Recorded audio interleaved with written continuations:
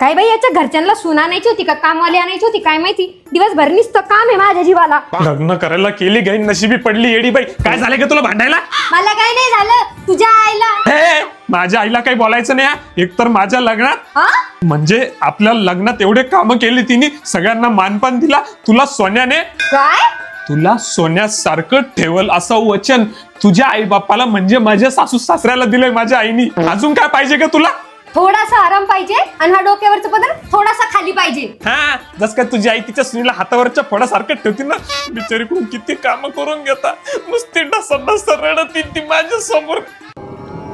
तुम्हाला कस काय माहिती? ते मी काल परवा गेलो होतो ना तिकडे सासूरवाडीला, तर तेव्हा बघितलं. आई आवाज देते वाटतं तुला. आली आई, तिच्याकडे ना मी नंतर बघते. चलो बाप्पा, नाही तर सगळं उघडं पडलं असतं आता.